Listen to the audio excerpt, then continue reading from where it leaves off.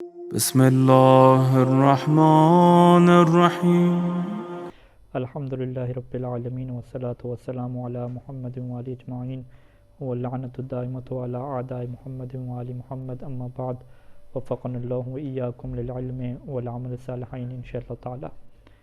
ابھی کا جو عنوان ہے دوسرے درس میں، یہاں پہ کلمہ اور اس کی اقسام کے متعلق کیا گفتگو جاری ہوگی، اور صاد یعنی جو متن ہے اس میں عبارت یہ ہے کہ الکلمۃ قول مفرد. پھر اس کی شرح میں کیا ہے کہ تطلق الکلمۃ فی اللغۃ علی الجمل المفیدہ. ایک مرتبہ درود پڑھ لیں سامنے اگر دروازہ بند کر.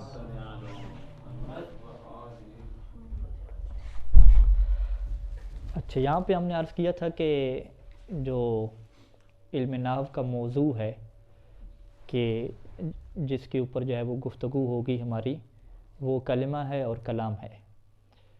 تو ہم نے عرض کیا تھا کہ خود کلمہ جو الگ ہوتا ہے، کلمہ لفظی بولتے ہیں اور کلمہ بھی کیا بولتے ہیں، لام کی کسرہ کے ساتھ بھی، دونوں کے عربی موجود ہیں. جو خود ایک الگ کلمہ کے بارے میں جو گفتگو ہوگی وہ اس اعتبار سے ہوگی کہ کون سا کلمہ معرب ہوتا ہے اور کون سا مبنی ہوتا ہے.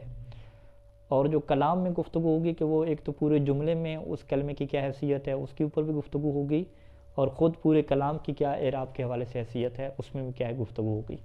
لہذا پوری نحو کی جو گفتگو ہے وہ کلمہ اور کلام کے اوپر ہی ہوتی ہے. اس سے ہٹ کے کوئی تیسری چیز کیا ہے ہمارے پاس نہیں ہے، کچھ بچے ہی نہیں ہے تو اور کیا چیز ہو. سب سے پہلے جو ہے وہ بحث ہوگی کلمہ کے متعلق. کلمہ کی تعریف بیان کریں گے، اس کی اقسام بیان کریں گے، ان کے حکم بیان کریں گے کہ کون سی چیز کلمے مبنی ہوتے ہیں اور کون سے کیا ہوتے ہیں معرب ہوتے ہیں. پھر جو ہے وہ کلام کی گفتگو آئے گی، کلام کی تعریف کریں گے. پھر جو ہے وہ آگے شروع ہو جائیں گے، معربات کون سے ہیں، مبنی کون سے ہیں، معرفہ نہ کرے، اس طریقے سے ساری کیا گفتگو چل پڑے گی. تو یہاں پہ ہم نے عرض کیا تھا گزشتہ کہ کلمہ کو اگر عربی زبان میں دیکھیں کہ کس معنی میں کیا بولا جاتا ہے، تو عربی زبان میں کلمہ کو بولا جاتا ہے بیان کے لیے. کسی کا کوئی بھی بیان ہو، کسی کی کوئی بھی گفتگو ہو، کوئی مقالہ ہو، کوئی اس نے تھیسس لکھے ہوں، تو اس سارے بیان کو کیا کہتے ہیں، کلمہ کہتے ہیں. جس طرح کہ ہم بر صغیر میں جو ہے وہ کلمہ شہادت کہتے ہیں، تو وہ جو شہادت کیا ہے، گواہی ہے. تو وہ جو گواہی کے جملے ہیں دو تین، ان کو ہم کیا کہہ دیتے ہیں، کلمہ کہہ دیتے ہیں. تو اس کا مطلب کیا ہوا کہ بہت سارے جملے اگر ملیں تو ان جملوں کو کیا کہا جاتا ہے عربی زبان میں، کلمہ کہا جاتا ہے. تو اسی وجہ سے مصنف نے جو ہے وہ یہاں پہ کہا کہ اگر آپ عربی زبان اور عربی ڈکشنری کی بات کرتے ہیں تو وہاں پہ کلمہ کا لفظ بولا جاتا ہے جملوں کے لیے. کیا بولا جاتا ہے، کون سے جملے، وہ جملے کہ جن کا کوئی معنی اور مفہوم ہو. ٹھیک ہے، اگر ایسے جملے بولیں کہ فقط آواز میں جملے آ رہے ہیں، کوئی معنی مفہوم نہیں ہے، یا آدھے آدھے جو جملے ہیں ان کو کیا ہے، کلمہ نہیں کہتے. ٹھیک ہے، پورا ایک باقاعدہ جملہ ہو جس کا باقاعدہ ایک معنی بنتا ہو تو اسے کیا کہتے ہیں، کلمہ ہم کہتے ہیں. یہ تو کس کی بات ہوگی، ڈکشنری کی بات ہوگی. اگر ہم ڈکشنری سے ہٹ کے نحویوں سے پوچھیں کہ بھئی آپ کی اصطلاح میں کلمہ کسے کہتے ہیں، تو یہاں پہ ہمارے سامنے دو چیزیں رہنی چاہیے کہ ڈکشنری الگ ہوتی ہے اور اصطلاح کیا ہوتی ہے، الگ ہوتی ہے. اصطلاح کیا ہے، ہر علم والوں کی اپنی ایک الگ اصطلاح ہوتی ہے. نحویوں کی مثلا الگ اصطلاح وہ اپنی بنائیں گے، فقہا کیا ہے اپنی وہ الگ اصطلاح بنائیں گے. قرآن مجید میں فرض کریں وہ ایک الگ اصطلاح میں استعمال ہوا. سائنس اور ٹیکنالوجی والوں لوگوں کو لے لیں، وہ اس کی کیا ہے، الگ اصطلاح استعمال کریں گے. مثلا لفظ طائرہ آپ لے لیں تو عربی ڈکشنری میں اس کا ایک معنی کیا ہوتا تھا، اڑنے والا پرندہ. جدید ٹیکنالوجی میں فرض کریں جہاز کا نام بھی کیا طائرہ رکھ دیا گیا. ٹھیک ہے، صلاۃ جو لفظ ہے اس کو آپ ڈکشنری میں دیکھ لیں تو اس کا معنی کیا ہے، دعا مانگنا ہے. لیکن فقہ میں کیا ہے، اس کا ایک معنی کیا ہے، نماز کا معنی بھی ہے. اجتہاد کا آپ لے لیں تو اجتہاد کا لغت میں مطلب کیا ہے، کوشش کرنا ہے. اب آ جائیں فقہ حنفی میں اور شافعی میں، اس کا مطلب کیا ہے، اجتہاد کا مطلب قیاس ہے. شیعہ فقہا کیا اجتہاد کا کیا مطلب ہے کہ حکم شرعی کے اوپر کیا ہے، دلیل کو تلاش کرنا. تو وہ اس کا مطلب ہے اصطلاحیں کیا ہے، چینج ہوتی رہتی ہیں. تو لہٰذا مصنف نے کہا کہ ہم اصطلاح کے اوپر بات کریں گے سب سے پہلے کہ نحو کی اصطلاح میں کلمہ کی کیا ہے، کیا تعریف ہے. تو وہ اصطلاح سے پہلے ہم نے جو انہوں نے بحث کی عربی زبان کی، اور وہاں سے قرآن مجید کی آیات سے شواہد لے کر آئے ہیں کہ قرآن مجید نے لفظ کلمہ کس کے لیے بولا ہے. تو وہاں پہ بیان کریں گے کہ قرآن مجید نے لفظ کلمہ پورے جملوں کے لیے کیا ہے، بولا ہے. ہم عبارت پڑھ لیتے ہیں پھر آگے آتے ہیں اس کے اوپر. شرح کے اوپر ہم آئیں گے. تطلق الکلمۃ، تطلق یعنی استعمال کیا جاتا ہے. اطلاق کیا جاتا ہے۔ فی اللغت یعنی ڈکشنری میں، عربی ڈکشنری میں، یعنی عربی ڈکشنری میں کلمے کا اطلاق ہوتا ہے، کلمے کو استعمال کیا جاتا ہے علی الجمل المفیدہ، ایسے جملوں کے اوپر کہ جو جملے کیا ہوں مفید ہوں۔ کچھ نسخوں میں کیا ہے علی الجملۃ المفیدہ بھی کیا ہے لکھا ہوا ہے، یعنی ایک جملے کو بھی کیا کہتے ہیں، کلمہ کہتے ہیں۔ مفید اور غیر مفید یہ بھی کیا نحوی اصطلاح ہے، ٹھیک ہے جی۔ فرض کریں مفید کا مطلب کیا ہے، فائدہ دینے والا، تو فائدہ دینے والا نحو کے اعتبار سے فائدہ دینے والا جملہ کون سا ہوتا ہے؟ وہ جملہ ہوتا ہے کہ جس کا معنی پورا ہو جائے، کمپلیٹ ہو جائے، بات کیا پوری ہو جائے، چاہے وہ بات ایسی ہو کہ اس میں کوئی فائدے کی بات ہی نہ ہو، فضول سی بات ہو، ٹھیک ہے جی، لیکن پھر بھی وہ فائدہ اس اعتبار سے نہیں ہے کہ اس سے کسی کو پیسہ ملے گا یا کسی کو علم ملے گا، علم اور پیسے کی بات نہیں ہے، بس یہ ہے کہ جملہ پورا ہو گئی، بات کیا ہوگی، پوری ہوگی، انکمپلیٹ کیا بات نہیں ہے، جسے ہم کیا کہتے ہیں ناقص، جو ناقص مرکب ہوتا ہے اسے مفید نہیں کہتے۔ مفید کسے کہتے ہیں؟ جو جملہ تام ہوتا ہے، جو مکمل ہوگا، یعنی فعل فاعل مفعول وغیرہ سب آگے پورا جملہ ہو گیا تو اسے ہم کیا کہتے ہیں، مفید کہتے ہیں۔ تو عربی زبان میں جو مفید جملہ ہوتا ہے یا مفید جملے ہوتے ہیں ان کے لیے کیا لفظ کلمہ بولا جاتا ہے؟ ہاں جی، عربی زبان میں آپ جو ہے وہ دلیل دیں، تو عربی زبان کی دلائل کیا چلتے ہیں نحو و صرف میں؟ ایک تو قرآن مجید کی آیات چلتی ہیں، دوسری جو ہے وہ احادیث نبوی چلتی ہیں، اور تیسری چیز جو چلتی ہے جاہلیت کا کلام، یعنی خود جو ہے وہ پیغمبر اسلام کی موجودگی میں جو اس زمانے کے عربی جو ناول لکھنے والے تھے اور جو شعراء تھے وہ کس طرح کی کیا گفتگو کرتے تھے، وہ کیا تین چیزوں سے کیا یہ شواہد لے کر آتے ہیں۔ تو اب یہ شاہد پیش کر رہے ہیں قرآن مجید سے، یعنی قرآن مجید میں یہ ہمیں دکھائیں گے کہ کلمہ لفظ بولا گیا ہے، کس کے اوپر بولا گیا ہے؟ مفید جملے کے اوپر۔ کہاں پہ بولا گیا؟ اس آیت میں، کا قول تعالیٰ، جیسے کہ اللہ تعالیٰ کا یہ قول ہے، یعنی اللہ تعالیٰ کی یہ آیت ہے، کلا انہا کلمۃ ہوا قائلہا اشارۃ الی قولہ قال رب ارجعونی لعلی اعمل صالحا فیما ترکت، ٹھیک ہے، یعنی پوری آیت ہے، قال رب ارجعونی لعلی اعمل صالحا فیما ترکت، پھر آگے کیا ہے، کلا انہا کلمۃ ہوا قائلہا، قال یعنی وہ بندہ کہے گا جس کو جو ہے وہ عذاب دیا جا رہا ہوگا، وہ یہ اللہ سے کہے گا کہ اے اللہ جو ہے وہ مجھے جو ہے وہ واپس پلٹا دیں، واپس دنیا میں بھیج دیں، تو وہاں پہ میں دوبارہ کیا کروں گا، اچھے اور نیک کام کروں گا۔ تو اس کے جواب میں اللہ نے کیا فرمایا کہ کلا، ہرگز نہیں، انہا کلمۃ ہوا قائلہ، یہ تو ایک کلمہ ہے کہ جو وہ بندہ کیا کہہ رہا ہے، یعنی وہ کیا کلمہ پڑھ رہا تھا، یعنی بر صغیر والا کلمہ پڑھ رہا تھا؟ نہیں، بر صغیر والا کلمہ نہیں پڑھ رہا تھا، وہ یہ بات کہہ رہا تھا، وہ کیا بات کر رہا تھا، رب ارجعونی لعلی اعمل صالحا فیما ترکت، یہ جو اس نے پورے جملے بولے کہ رب ارجعونی، اے اللہ مجھے واپس پلٹا دے، لعلی اعمل صالحا تاکہ میں نیک عمل کروں، فیما ترکت اس دنیا میں، ما ترکت جس کو کہ میں چھوڑ کے آیا ہوں، جس دنیا کو میں چھوڑ کے آیا ہوں تاکہ اس دنیا میں دوبارہ جا کے نیک عمل کروں، تو اللہ نے کہا کہ یہ جو وہ بات کر رہا ہے نا یہ ایک کلمہ ہے، ٹھیک ہے۔ کلمہ کیا مطلب؟ یعنی اس کا ایک بیان ہے، اس کی ایک بیان ہے کہ جس کا جو ہے وہ حقیقت سے کوئی لینا دینا نہیں ہے، واضح بات۔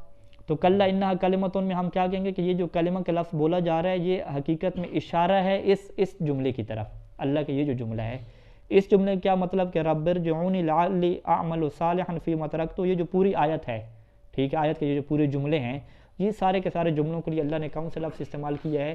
کلمہ کیا استعمال کیا ہے۔ وَتُطْلَقُ فِي الْاصْطِلَاحِ، لیکن اصطلاح میں اسے استعمال کیا جاتا ہے۔ اصطلاح کیا مطلب؟ نحو کی اصطلاح، نحویوں کی اصطلاح میں اسے استعمال کیا جاتا ہے علی القول المفرد، ٹھیک ہے جی، کس کے اوپر استعمال کیا جاتا ہے؟ قول مفرد کے اوپر، یعنی ہم نحو کی اصطلاح میں پوچھیں گے کہ بھی کلمہ کیسے کہتے ہیں، تو مصنف سیدھا سیدھا اس کی تعریف کیا کریں گے؟ کلمہ کہتے ہیں ایسے قول کو کہ جو قول کیا ہو، مفرد ہو، ٹھیک ہے، بڑی شارٹ کٹ کیا تعریف استعمال کی، جبکہ جو باقی نحوی ہیں وہ اتنی شارٹ تعریف کیا ہے اس کلمہ کی کیا نہیں کرتے، ٹھیک ہے۔ یعنی کلمہ ہم پہلے اپنی زبان میں سمجھ لیں کہ کلمہ کیسے کہیں، ہم یہ نہیں کہتے کہ کلمہ کی تین قسمیں ہیں، اسم، فعل اور حرف، یعنی ضرب بھی ایک کلمہ ہے، زید بھی ایک کلمہ ہے، اور من بھی کیا ہے، ایک کلمہ ہے، تو ہم اسی ایک مفرد لفظ کو کیا کہہ رہے ہیں؟ کلمہ کہہ رہے ہیں۔ تو لیکن یہ جو مفرد لفظ ہے یہ ایک ایسا لفظ ہے کہ جس کا معنی بھی ہے، ٹھیک ہے، ضربہ کا بھی معنی ہے، ٹھیک ہے، اور من کا معنی بھی ہے، زید کا بھی معنی ہے، بعض کا لفظ ایسے ہوتے ہیں کہ ان کا کوئی معنی نہیں ہوتا، ٹھیک ہے. مثال کے طور پہ زید کے مقابلے میں جو عربی میں استعمال ہوتا ہے زید دیز، ٹھیک ہے. ہم جو استعمال کرتے ہیں مثلا پانی کے بعد ایک ساتھ لگا لیں پانی شانی، روٹی شوٹی، ٹھیک ہے. تو یہ جو دوسرے نمبر پہ ہم استعمال کر رہے ہیں یہ بھی لفظ ہے، لیکن یہ ایک ایسا لفظ ہے کہ جس کا کوئی معنی نہیں ہوتا.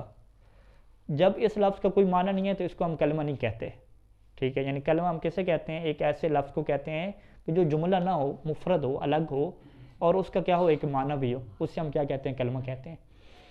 لہٰذا اسی وجہ سے کیا ہے، دیگر نحو کی کتابوں میں ہم پڑھتے تھے کہ وہ کسے کہتے تھے کہ کلمہ لفظ مستعمل ہوتا ہے، مستعمل ہوتا ہے، اور وہ کیا ہوتا ہے؟ لمعنی مفرد ہوتا ہے، کہ جس کا معنی بھی کیا ہوتا ہے؟ ایک ہوتا ہے. یعنی یہ لمبی تعریف ہو جاتی تھی، لفظ مستعمل لمعنی مفرد.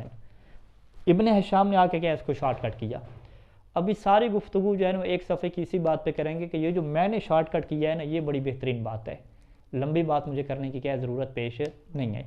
اس بات کو سمجھنے کے لیے کیا ہے ہمیں جو ہے وہ ایک سلسلے کو کیا سمجھنا پڑے گا کہ ہم سب سے پہلے یہ کہتے ہیں کہ انسان جو بھی اپنی کیا ہے منہ سے چیز نکالتا ہے وہ کیا ہوتی ہے؟ آواز کہلاتی ہے، ٹھیک ہے جی، صوت.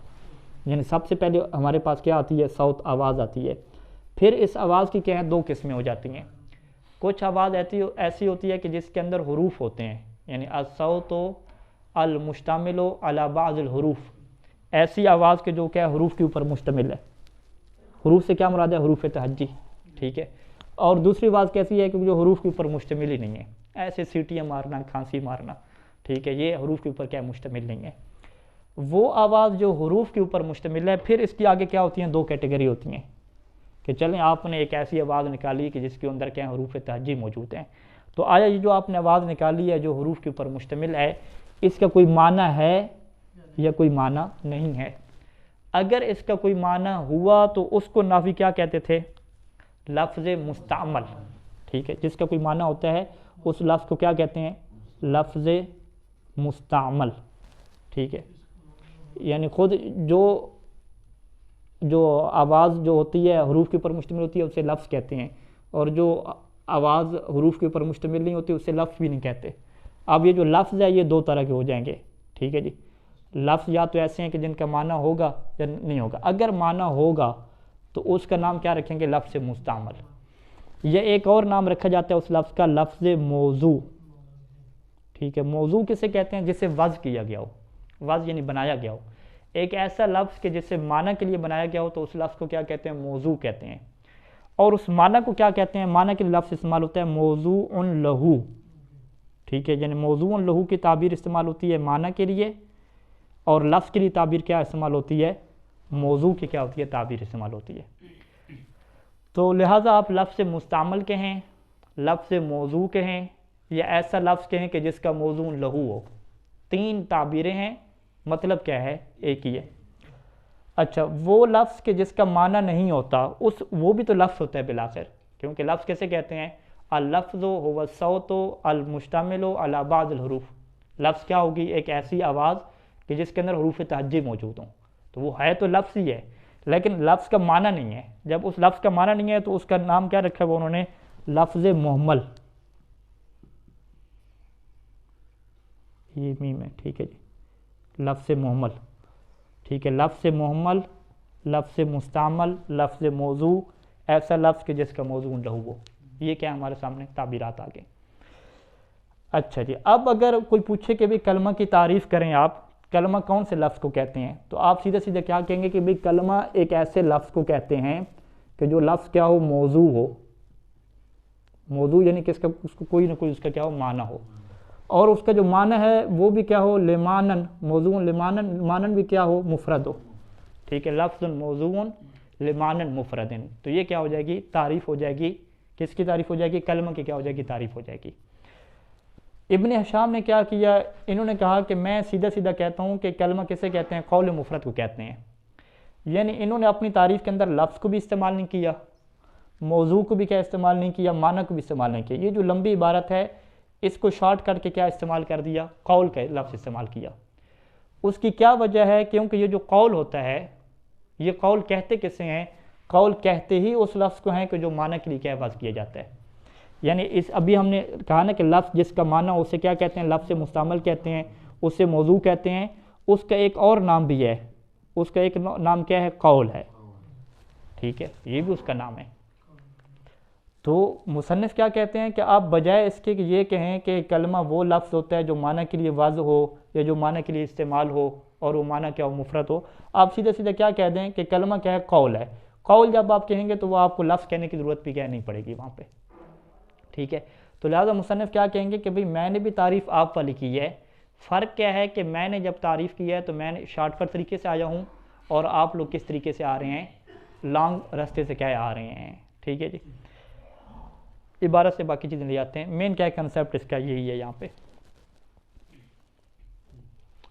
وَتُطْلَقُ فِي الْاصْطِلَاحِ عَلَى الْقَوْلِ الْمُفْرَدِ، اصطلاح نحو میں اس کو استعمال کیا جاتا ہے، اس کا اطلاق کیا جاتا ہے قول مفرد کے اوپر. قول سے کیا مراد ہے اور مفرد سے کیا مراد ہے یہ یہاں پہ بیان کریں گے.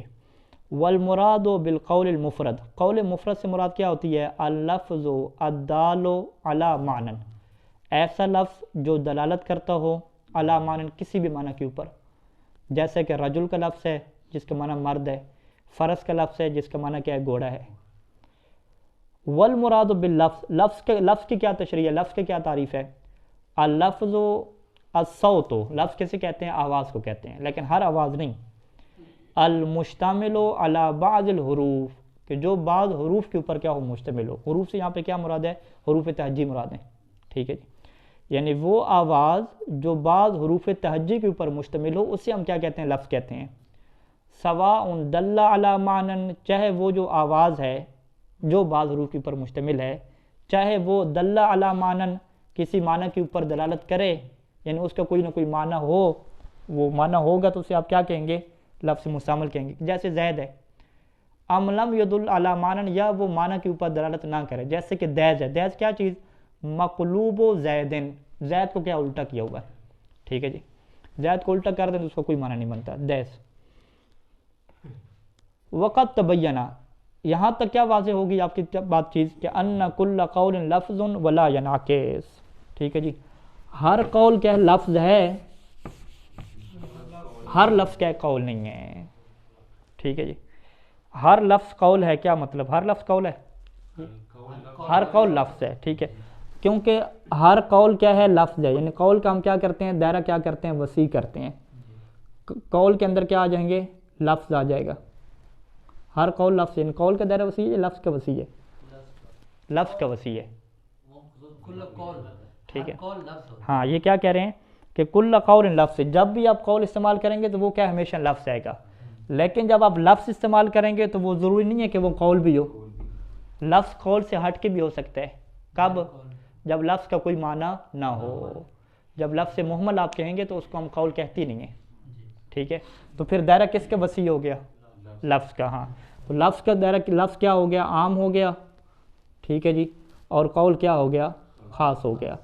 اسے کیا کہتے ہیں؟ عام مطلق. ٹھیک ہے، یہ خاص مطلق. ٹھیک ہے، عام خاص مطلق شارٹ کر کے استعمال کر دیتے ہیں کہ لفظ کیا ہے؟ عام ہے. لفظ کا دائرہ کیا وسیع ہے. لفظ قول کو بھی شامل ہے اور قول کے علاوہ جو غیر قول ہے اس کو بھی شامل ہے. لیکن جب آپ لفظ بولیں گے تو اس سے مراد فقط کیا ہوگا؟ وہ والا لفظ ہوگا کہ جس کا کوئی نہ کوئی کیا ہوتا ہو؟ معنی ہوتا ہو. یہاں تک بات واضح ہوگی. والمراد بالمفرد، مفرد سے کیا مراد ہے؟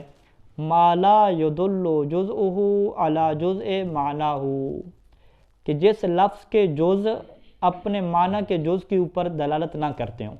ٹھیک ہے جی، زید مثلا ہے، زید کے آپ جز بنائیں. ٹھیک ہے، زید کے جز کیا؟ 3 جز بنتے ہیں، زا، یا اور دال. تو اس کے جو جز ہیں، جز کا کوئی معنی باقی نہیں رہتا. ٹھیک ہے، زا کا کہ الگ معنی ہو، یا کا الگ معنی ہو، ایسا نہیں ہوتا. لیکن غلام و زیدن، ٹھیک ہے، اگر یہ جو کلمہ ہے ہمارے پاس غلام و زیدن، اس کے اگر جز بنائیں، زیادہ جز نہ بنائیں، 2 جز آپ بنا لیں اس کے، غلام اور زید کے، تو پھر کیا الگ الگ معنی میں کیا ہو جائیں گے؟ اجزاء بن جائیں گے. تو اسے آپ مفرد نہیں کہیں گے. یعنی غلام و زیدن کو ہم مفرد نہیں کہیں گے. غلام و زیدن کو کیا کہیں گے؟ مرکب کہیں گے. تو مرکب اور مفرد میں کیا فرق ہو گیا کہ اس کے اگر آپ جز بنائیں تو معنی کے جز نہ بنتے ہوں. جتنے بھی جز بنائیں، فرض کریں آپ کے میں چلیں 2 بناتا ہوں، زیادہ نہیں بناتا، کہتے ہیں آپ 2 بھی بنا لینا، پھر بھی کیا معنی کے جز نہیں بنتے. جبکہ مرکب کیسے کہتے ہیں کہ جس کے اگر آپ جز بنائیں، کم از کم اگر 2 جز بنائیں تو اس کے معنی میں کیا ہے، حصے بن جاتے ہیں، تو اسے ہم کیا کہیں گے، مرکب کہیں گے۔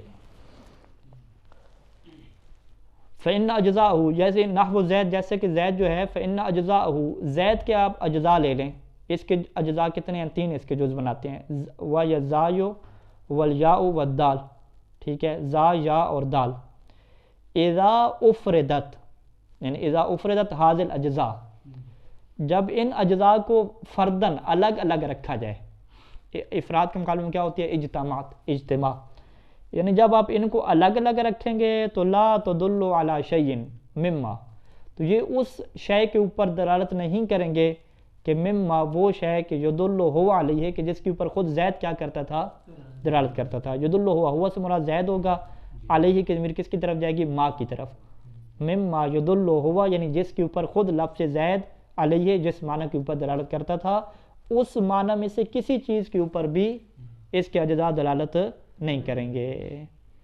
بخلاف قول کا، جبکہ اگر آپ یوں کہتے ہیں، یعنی یہ آپ کے اس قول کے برخلاف ہے، کون سا قول، غلام زید، فإن كل من جزئہ، غلام زید میں سے کہ 2 جزوں میں سے ہر ایک، جزءین تھا یہاں پہ لفظ، ہی کی طرف مضاف ہوا تو نون کیا ہے، گر گئی، فإن كلا ہر ایک، من جزئہ یعنی غلام زید میں سے جو ہر ایک جز ہے، وہ جز کون سے ہیں، ایک غلام ہو گیا اور دوسرا کیا ہو گیا، زید ہو گیا، دال علی جزء معناہ، ان میں سے ہر ایک اپنے معنی کے جز کے اوپر کیا کر رہا ہے، دلالت کر رہا ہے۔ فہذا یسمى مرکبا لا مفرد، اسے کیا کہتے ہیں، مرکب کہتے ہیں اور مفرد نہیں کہتے۔ اچھا جی، اب یہاں پہ جو ہے وہ سوال جو آپ شروع ہو رہے ہیں کہ آپ نے جو ہے وہ شارٹ کٹ تفسیر کو کیوں اختیار کیا۔ فإن قلت، اگر آپ کہیں کہ فلما لا اشترطت فی الکلمۃ الوضع اشتراط من قال الکلمۃ لفظ وضع لمعنى مفرد، فإن قلت، اگر آپ یہ مجھ سے پوچھیں کہ فلما لا اشترطت، لما کیوں، پس آپ نے کیوں، لا اشترطت شرط نہیں رکھی، فی الکلمۃ کلمہ کی تعریف میں، الوضع وضع کی شرط آپ نے نہیں رکھی، اشتراط من قال، جیسا کہ یہ شرط رکھی تھی من اس بندے نے، من قال جس نے کلمہ کی تعریف کرتے ہوئے یہ بات کہی تھی، اس نے کیا کہا تھا، اس نے کلمہ کی کیسے تعریف کی تھی، الکلمۃ لفظ وضع لمعنى المفرد، یا الکلمۃ لفظ موضوع لمعنى المفرد، ٹھیک ہے، تو آپ نے تو جو ہے وہ وضع وغیرہ کی بات ہی نہیں کی، آپ نے سیدھا کیا کہہ دیا، قول مفرد کہہ دیا، تو قل تو میں کیا جواب دوں گا کہ ان محتاجو الی ذالک، وہ لوگ محتاج ہو گئے الی ذالک، اس بات کی طرف، کس بات کی طرف، کہ وضع کو کیا کریں، تعریف میں ذکر کریں، کیوں محتاج ہوئے، لأخذہم اللفظ جنسا للکلمۃ، کیونکہ انہوں نے کلمہ کے لیے لفظ کو کیا بنایا، بطور جنس کے ذکر کیا، ٹھیک ہے، یہ منطق کی بحث ہے کہ جب بھی آپ ایک چیز کی تعریف ذکر کرتے ہیں تو اس تعریف میں سب سے پہلے ایک جنس ذکر کرتے ہیں، پھر فصل ذکر کرتے ہیں۔ جنس کیسے کہتے ہیں کہ جس کا دائرہ کیا ہوتا ہے، وسیع ہوتا ہے، پھر فصل کیا کرتی ہے، اس کو کیا کرتی ہے، شارٹ کٹ کرتی ہے۔ جیسے ہم مثال انسان کی دیتے ہیں کہ انسان ایک ایسا حیوان ہے کہ جو سوچ و بچار کرنے والا ہے، ٹھیک ہے، سوچ و بچار کی لفظ ناطق کیا بولتے ہیں، تو اب آپ نے کہا کہ انسان حیوان ہے، تو حیوان کیا ہے، انسان کے لیے جنس ہوگی، یعنی حیوان جب آپ نے کہا تو اس کے اندر 4 ٹانگوں والے بھی آگے، ٹھیک ہے، پھر آپ نے بعد میں کیا کہا، ناطق کہا کہ ایک ایسا حیوان ہے کہ جو ناطق ہے، جو سوچ و بچار کرتا ہے، جو بول سکتا ہے، جو اپنی فکر کیا دوسرے تک پہنچا سکتا ہے، تو یہ جو آپ نے لفظ ناطق کہا، اس سے آپ نے فصل کہہ دیا اور حیوان کو کیا کہہ دیا، جنس کہہ دیا۔ جنس کیوں کہا، کیونکہ اس کا دائرہ کیا ہوتا ہے، وسیع ہوتا ہے، تو اس دائرے کو تنگ کرنے کے لیے آپ نے کیا لفظ استعمال کیا، ناطق کا لفظ استعمال کیا۔ اگر آپ فرض کریں کہ حیوان کی جگہ پہ آپ کیا کہتے ہیں کہ انسان اس زندہ مخلوق کو کہتے ہیں، حیوان کی بجائے کیا ذکر کرتے ہیں، مخلوق کا ذکر کرتے ہیں، الانسان مخلوق حی، انسان کیا ہے، زندہ مخلوق ہے، اس کے بعد پھر آپ کو اور چیزیں زیادہ ذکر کرنی پڑتی ہیں، پہلے آپ نے مخلوق ذکر کیا، پھر آپ حی ذکر کرتے دائرہ تنگ کرنے کے لیے، پھر آپ ذکر کرتے کہ وہ مخلوق حی کیا ہے، حیوان ہے، ٹھیک ہے، پھر آپ جا کے ذکر کرتے ناطق کا، یعنی بات کیا ہو جاتی ہے، لمبی ہو جاتی ہے۔ اس کا کیا مطلب ہے کہ جب بھی آپ کسی چیز کی تعریف ذکر کرتے ہیں، اگر اس کے بعد آپ جنس ذکر کریں، یعنی ایسی چیز ذکر کریں کہ جس کا دائرہ بہت پھیلا ہوا ہو، تو اس دائرے کو چھوٹا کرتے کرتے آپ کو بہت سارے لفظ کیا ہے، لگانا پڑ جاتے ہیں۔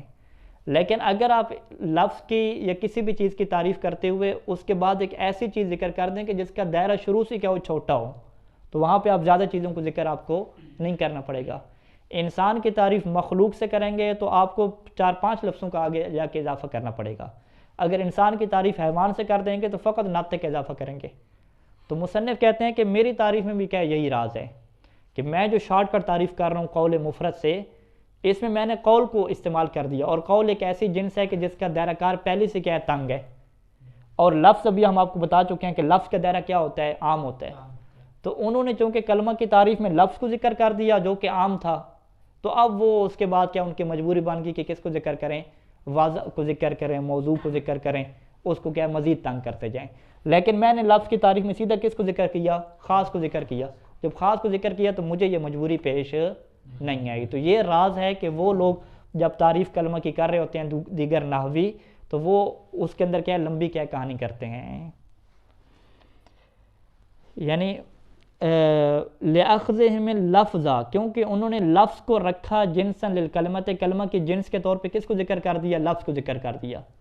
اب جو لفظ ہے وہ کلمہ کی جنس، لفظ کا دائرہ ویسے عام ہے. وَاللَّفْظُ يَنْقَسِمُ إِلَىٰ مَوْضُوعٍ وَمُهْمَلٍ، اور لفظ کی کیا دو تقسیمیں ہیں، یا لفظ کیا ہوتا ہے موضوع ہوتا ہے، یا کیا ہوتا ہے مہمل ہوتا ہے. لفظ موضوع ہم بیان کر چکے ہیں. فَاحْتَاجُوا إِلَى الْاحْتِرَازِ عَنِ الْمُهْمَلِ، پس وہ محتاج ہو گئے کہ إِلَى الْاحْتِرَازِ، کہ بچیں. کس سے بچیں؟ عن المحمل، کہ محمل سے جو ہے وہ بچیں، محمل کو نکالیں کلمہ سے، کیونکہ محمل کو کیا ہے کلمہ نہیں کہتے.